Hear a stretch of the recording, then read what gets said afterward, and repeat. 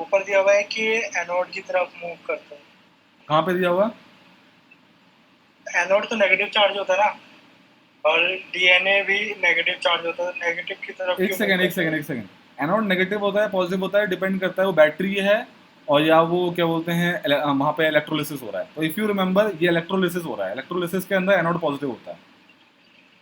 Electrolysis galvanic cell में तो anode negative होता है ना। कॉन्सेप्ट इज अगर वो बैटरी या फिर सेल है, इलेक्ट्रोलाइसिस में साइन चेंज हो इलेक्ट्रोलिसिस जाती है। इलेक्ट्रोलिसिस जो होती है वो साइड्स उल्टी होती हैं, anode is positive, cathode is negative. Hmm, okay, और ये इलेक्ट्रोलिसिस है। ठीक है, this is a concept you have to remember. ठीक है, ओके, इलेक्ट्रोलिसिस के अंदर anode is positive. Okay, positive. After that cloning vector. So cloning vector के अंदर क्या क्या चीज़ें हम क्लोनिंग वेक्टर की तरह यूज कर सकते हैं? ठीक है, तो बैक्टीरियोफाज इज एग्जांपल, बैक्टीरियोफाज जो as a cloning vector use होता है। कहने का मतलब उसके अंदर डाल के हम क्लोन कर सकते हैं मल्टीपल। ठीक है, सो बैक्टीरियोफाज एक है, वेक्टर की तरह यूज होता है। ठीक है, और नेक्स्ट इज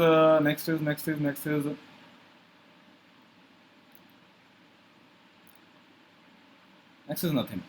सो अब आते हैं प्लाज्मिड के ऊपर। ये PBr 322 जो है ना, याद कर डालो यार इसको अच्छी तरीके से, बहुत अच्छी तरीके से याद कर डालो इसको। जितने भी चीज़ें हैं इसके अंदर वो सब कुछ इंपॉर्टेंट है। ठीक है, सब कुछ इंपॉर्टेंट है। सबसे ज़्यादा इंपॉर्टेंट क्या है? ROPs फॉर ROP क्या होता है वैसे?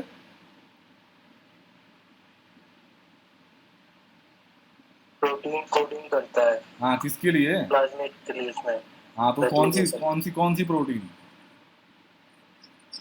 Replication of plasmid. प्रोटीन का नाम साफ भी है साफ लिखा क्या? हुआ है, साफ साफ लिखा हुआ है एनसीईआरटी में। हाँ, मैं वही तो कर रहा ROP था। Depend, ROP is what? Replication of plasmid.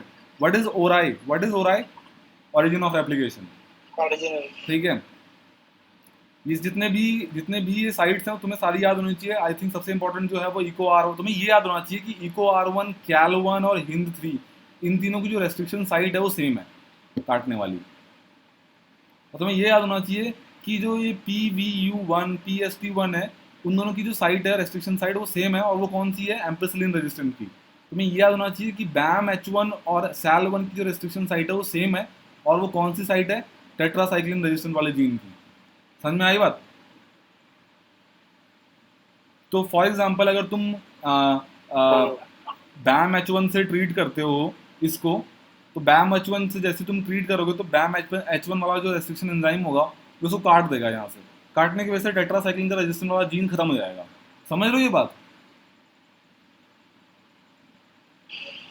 तो फॉर एग्जांपल अगर मैं कोई फॉरेन डीएनए जिसको मैंने BAM H1 से ट्रीट किया है और इस प्लाज्मिड को BAM H1 से ट्रीट करता हूँ और फिर दोनों को ज्वाइन कर देता हूँ, तो क्वेश्चन आएगा कि कौन सा जीन लॉस्ट हो जाएगा? आंसर इज, जिसको वो नहीं किया है, हाँ तो बताना वो है। कौन सा है? BAM H1 किसको रिमूव करेगा? टेट्रासाइक्लिन। टेट्रासाइक्लिन ये वाला, बिल्कुल।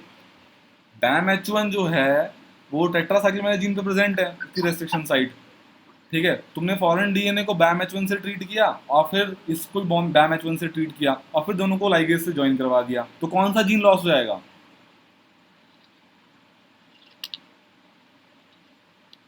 बोलो। थोड़ा कंफ्यूजन हो रहा है अभी। देखो, तुम्हें इतना याद रखना है कि जब भी तुम किसी डीएनए मतलब किसी भी रेस्ट्रिक्शन एंजाइम को प्लाज्मिड में डालोगे तो वो वाला पार्ट वो रेस्ट्रिक्शन एंजाइम खा जाता है। पता है ये बात? खत्म कर देता है वहाँ वाले पार्ट को। हम्म, तो जब ये बैम एच जिसको जिसमें डालेंगे वही पार्ट खत्म करेगा ना। हाँ, तो ये BAM H1 वाला पार्ट यहाँ से खत्म हो जाएगा, नहीं टूट जाएगा बीच में से, टेट्रासाइक्लिन वाला जीन। अच्छा, एक और एक सेकंड और, एक सेकंड और ध्यान से देखना जरा। ये जो अंदर नाम लिखे हुए हैं ना, ये जीन है, ये प्रोटीन को कोड करने वाले पार्ट हैं, लाइक एम्पिसिलिन, टेट्रासाइक्लिन, ओराई और ROP। समझ में आई बात? और ये जो बाहर नाम लिखे हो ये जीन नहीं है, ये एक्चुअली क्या है? एक्चुअली बताओ जरा क्या है ये?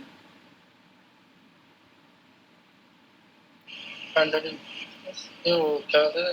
ये ये साइट है एक्चुअली, ये साइट्स हैं। ठीक है, रेस्ट्रिक्शन रेस्ट्रिक्शन एंजाइम की साइट। साइट है कि कहाँ पे वो रेस्ट्रिक्शन एंजाइम काम करेगा। तो फॉर एग्जांपल अगर मैं BAM H1 वाली साइट को ट्रीट करता हूँ BAM H1 से, मतलब BAM H1 डाल देता हूँ मैं, ठीक है, अपने इस प्लाज्मिड में, तो वो इस वाले जीन को खत्म कर देगा नहीं कर देगा? कौन से जीन को खत्म कर देगा वो? टेट्रासाइक्लिन वही बोलना चाहता हूँ, कौन सा जीन एक्सप्रेस नहीं होगा नेक्स्ट जनरेशन के अंदर? टेट्रासाइक्लिन वाला। तो इसका मतलब अगर तुम टेट्रासाइक्लिन डालोगे अब, तो वो बैक्टीरिया जिंदा रहेगा या मर जाएगा? मर जाए। मर जाएगा। क्यों? क्योंकि उसका टेट्रासाइक्लिन का रेजिस्टेंस वाला जीन खत्म हो चुका है।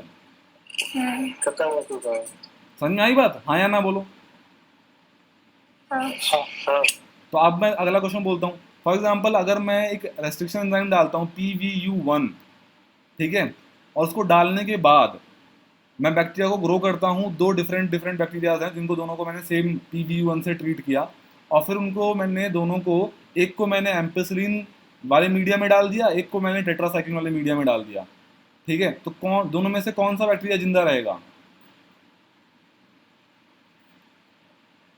टेट्रासाइक्लिन वाला जिंदा रहेगा। समझ में आई बात? क्योंकि एम्पेसिलिन वाला मर जाएगा ना, क्योंकि एम्पेसिलिन वाले के पास एम्पेसिलिन का रेजिस्टेंस है ही नहीं अब, और एम्पेसिलिन उसे मार देगी फिर। समझ में आई बात? दीपक तुम्हें समझ में आया? हाँ। ओके फिर तो ये था main important concept. So what is ori? Ori is called origin of replication, जहाँ से वो डीएनए, जहाँ से वो एक्चुअली अपना रेप्लिकेशन करता है, जहाँ से वो कॉपी बनाएगा, 100 कॉपी 1000 कॉपी, कहने का मतलब वहीं पे आपका रेप्लिकेशन वाला एंजाइम काम करेगा। That is what actually ROP, ठीक है, that is what actually DNA polymerase, ठीक है। Next is what is called selectable markers. What is selectable markers? ये जो एम्पिसिलिन R है, टेट्रासाइक्लिन है, these are called selectable markers. समझ में आई बात? जो ये जीन्स अंदर लिखे हुए हैं ना, जो कि एक एंजाइम मतलब एक बैक्टीरिया के रेजिस्टेंस को ट्रीट मतलब कोड कर रहे हैं, एम्पिसिलिन के रेजिस्टेंस के लिए, टेट्रासाइक्लिन के रेजिस्टेंस के लिए, these are called selectable markers. समझ में आई बात?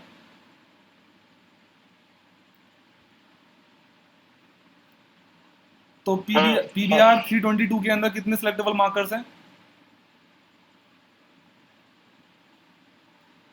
दो हैं, बिल्कुल दो हैं, ठीक है, ठीक है। तो अब जरा ध्यान से सुनना, बिल्कुल ध्यान से सुनो, ठीक है। व्हाट इज कॉल्ड ट्रांसफॉर्मेशन, ठीक है, what is called transformation? Transformation का जस्ट मतलब होता है डीएनए का इंट्रोड्यूस होना इन होस्ट बैक्टीरिया। कहने का मतलब है उस प्लाज्मिड का होस्ट बैक्टीरिया के अंदर चले जाना इज कॉल्ड ट्रांसफॉर्मेशन। मैंने तुम्हें पहले ही बताई थी ये बात, ट्रांसफॉर्मेशन, ठीक है, याद रखना इस बात को, बहुत इंपॉर्टेंट चीज़ है। अभी आगे देखना। अब ये रेजिस्टेंस मतलब ये सेलेक्टेबल मार्कर्स कौन कौन से हो सकते हैं? ये एम्पेसिलिन के लिए हो सकते हैं, क्लोराम्फेनिकॉल के हो सकते हैं, टेट्रासाइक्लिन हो सकते हैं, क्या ये सारे एंटीबायोटिक्स हैं, ठीक है। ध्यान देना, नॉर्मल इकोलाई जो होता है वो नहीं कैरी करता रेजिस्टेंट। नॉर्मल इकोलाई कोई भी रेजिस्टेंस कैरी नहीं करता। ये रेजिस्टेंस कैसे आ रहे हैं? क्योंकि हम एंटीबायोटिक यूज़ करते जा रहे हैं। एंटीबायोटिक यूज़ करोगे तो वो इकोलाई अपने आप रेजिस्टेंट डेवलप करते जाएगा इन सब के थ्रू। ये भी एक क्वेश्चन है, नॉर्मल इकोलाई के पास होता है या नहीं होता ये सब कुछ? तो आंसर नहीं होता। आफ्टर दैट क्लोनिंग साइट क्या होती है, ठीक है। सो ये जो हमारे पास रिकॉग्निशन साइट्स है ना, जहाँ पे ये रेस्ट्रिक्शन एंजाइम काम करता है actually, these are called cloning sites actually, ठीक है। और एक क्लोनिंग साइट पे कई सारे रेस्ट्रिक्शन एंजाइम काम कर सकते हैं। दिस इज ऑल्सो क्वेश्चन, ठीक है। अब जरा ध्यान से सुनना, ये आई थिंक बहुत इंपॉर्टेंट पार्ट है, ठीक है। वो ये है व्हाट इज द रिकॉम्बिनेंट और व्हाट इज द ट्रांसफॉर्मेंट। ये दो बहुत इंपॉर्टेंट वर्ड है जिनका मतलब तुम्हें समझना बहुत जरूरी है। देखो, एक वाइड सा कॉन्सेप्ट ये है कि तुम्हारे पास एक टेस्ट ट्यूब है, टेस्ट ट्यूब के अंदर, ठीक है, प्लाज्मिड था तुम्हारे पास। सुनना ध्यान से पहले, ठीक है, आंख बंद करके इसको समझने की कोशिश करो। टेस्ट ट्यूब है, उसके अंदर प्लाज्मिड है, ठीक है, प्लाज्मिड है, ठीक है। अब तुमने क्या किया, इस प्लाज्मिड को तुमने रेस्ट्रिक्शन एंजाइम से ट्रीट किया, ठीक है। फिर उसके बाद तुमने उसको फॉरेन डीएनए डाला, सेम रेस्ट्रिक्शन एंजाइम वाला, ठीक है। अब क्या तुम्हें लगता है कि अगर तुम्हारे पास उस टेस्ट ट्यूब के अंदर 100 प्लाज्मिड थे, क्या वो सारे के सारे मतलब रिकॉम्बिनेंट बन गए होंगे?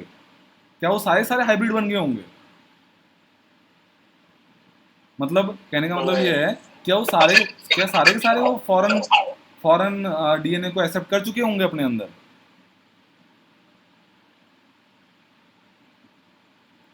बोलो। नहीं। आंसर इज नहीं। ये प्रोबेबिलिटी है यार, कोई भी चीज़ 100% नहीं होती नेचर के अंदर।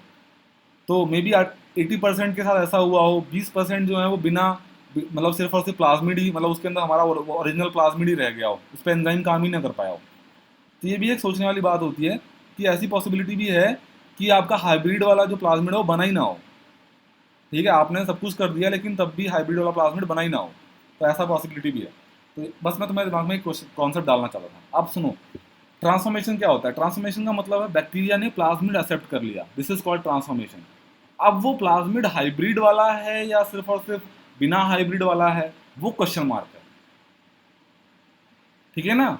तो ट्रांसफॉर्मेशन का जस्ट ये मतलब है कि बैक्टीरिया ने प्लाज्मिड ले लिया, लेकिन क्या उसमें हाइब्रिड है, फॉरेन डीएनए है या नहीं है, ये क्वेश्चन मार्क है। ठीक है, तो अब फॉरेन डीएनए अगर है, that is called recombinant. That is called what? Recombinant. Recombinant. अगर फॉरेन डीएनए उसके अंदर है, मतलब फॉर एग्जांपल इंसुलिन वाला डीएनए है उसके अंदर, दैट इज रिकॉम्बिनेंट। अगर फॉरेन डीएनए नहीं है, that is called non recombinant. Non recombinant. ठीक है, तो अब जरा ध्यान से सोच लिखना जरा, मतलब देखना जरा। ठीक है, मान लो जरा आपके पास क्या बोलते हैं, ये बहुत इंपॉर्टेंट है यार, समझना बहुत इंपॉर्टेंट है ये चीज़। तो ट्रांसफॉर्मेशन का जस्ट मतलब ये होता है बैक्टीरिया प्लाज्मिड को ले लेगा, दिस इज कॉल्ड ट्रांसफॉर्मेशन। लेकिन रिकॉम्बिनेशन का मतलब ये होता है कि जो प्लाज्मिड उसने लिया है, क्या उसके अंदर वो हाइब्रिड डीएनए वाला पार्ट है या नहीं है। तो अगर उसके पास हाइब्रिड डीएनए वाला पार्ट होगा, ठीक है, वो पता कैसे चलेगा? वो इस तरीके से पता चलेगा, ध्यान से देखना जरा। ठीक है, वो पता चलेगा इस तरीके से। मान लो तुमने बाम एच वाली साइट को ट्रीट किया, ठीक है, TBR22 वाले को, तो जो रिकॉम्बिनेंट होगा उसके अंदर ये टेट्रासाइक्लिन रेजिस्टेंस होगा या नहीं होगा? नहीं होगा। नहीं होगा। तो अब अगर तुम इस टेट्रासाइक्लिन वाले रेजिस्टेंट को, मतलब इस ऐसे वाले जिसके जिसके जो रिकॉम्बिनेंट होगा, ऑब्वियसली उसके पास टेट्रासाइक्लिन वाला रेजिस्टेंस नहीं होगा। तो अगर तुम ऐसे बैक्टीरिया को टेट्रासाइक्लिन वाले मीडियम पे ग्रो करोगे तो वो जिंदा रहेगा या मर जाएगा? मर जाएगा। लेकिन अगर तुम्हारा बैक्टीरिया जिंदा रह रहा है तो उसका मतलब क्या है? वो रिकॉम्बिनेंट है या नॉन रिकॉम्बिनेंट है? नॉन रिकॉम्बिनेंट है, बिल्कुल सही। तो कभी कभी क्वेश्चन ये आता है, सेलेक्टेबल मार्कर्स जो हैं वो किस लिए यूज होते हैं? ट्रांसफॉर्मेशन के लिए यूज होते हैं या रिकॉम्बिनेंट फाइंड करने के लिए यूज होते हैं? तो आंसर इज रिकॉम्बिनेंट के लिए यूज होते हैं, बिल्कुल। ठीक है, जो जिंदा रहेगा, अगर जो जिंदा रहेगा इसका मतलब उसके अंदर ट्रांसफॉर्म, मतलब उसके अंदर रिकॉम्बिनेशन नहीं हुआ है, और जो जिंदा नहीं रह पाएगा इसका मतलब उसके अंदर रिकॉम्बिनेशन हुआ है। ठीक है, समझ में आई बात? तो जो रिकॉम्बिनेंट होगा वो एम्पिसिलिन वाले मीडियम पे ग्रो करेगा, बट टेट्रासाइक्लिन पे ग्रो नहीं करेगा। ठीक है, so this is the concept जो मैं तुम्हारे दिमाग में डालने की कोशिश कर रहा था, और I think this is the most important concept of this chapter. ठीक है, so selectable markers are used for finding of what? For finding of recombination. Transformant से रिकॉम्बिनेंट का पता लगाया कैसे जाता है? कभी कभी कोई भी क्वेश्चन आता है कि ट्रांसफॉर्मेंट से रिकॉम्बिनेंट का पता कैसे लगाया जाता है? By using insertional inactivation. वो तो एक फिनोमेना है। By using what? By using selectable markers. Beta galactosidase. अच्छा, बाय यूजिंग सेलेक्टेबल मार्कर्स। ठीक है, अच्छा ये थोड़ा सा, अब ये तुम्हें समझ में आ गया ये बात। ठीक है, तो ये थोड़ा सा एक बड़ा मेथड हो जाता है। इन्होंने एक अल्टरनेटिव मेथड बताया हुआ है कि ट्रांसफॉर्मेशन को और रिकॉम्बिनेंट, मतलब कौन सा रिकॉम्बिनेंट है ये पता कैसे लगाया जाए। तो वो इन्होंने क्या किया है कि मतलब बाय बेसिस ऑफ, मतलब उन्होंने क्या किया, एक ऐसा जीन डाल दिया बीच में जो कि इसको कोड करता था, बीटा गैलेक्टोसाइडेज को कोड करता था। ठीक है, वो जीन अंदर प्रेजेंट होता है उस रेस्ट्रिक्शन साइट के पास। अगर अगर वो बंदा रिकॉम्बिनेंट होगा तो ये बीटा गैलेक्टोसाइड जो है वो खत्म हो चुका होगा डीएनए, मतलब ये वाला जीन जो है बीटा गैलेक्टोसाइडेज का वो खत्म हो गया होगा। ठीक है, जो काम यहाँ पे टेट्रासाइक्लिन कर रहा था ना, वही काम यहाँ पे बीटा गैलेक्टोसाइडेज करेगा। तो अगर बंदा, मतलब बैक्टीरिया अगर रिकॉम्बिनेंट है तो उसमें से ये वाला जीन खत्म हो गया होगा। तो इसका मतलब अगर तुम इसको सबस्ट्रेट प्रोवाइड करोगे तो वो सबस्ट्रेट जो है प्रोडक्ट में चेंज नहीं होगा। ठीक है, तो कोई कलर नहीं देगा। ये समझ में आई बात? तो कोई कलर नहीं देगा। हाँ। ठीक है, लेकिन जिसके अंदर रिकॉम्बिनेशन नहीं हुआ होगा, जिसके अंदर ये जीन अभी भी प्रेजेंट होगा, ठीक है, वो कलर देगा।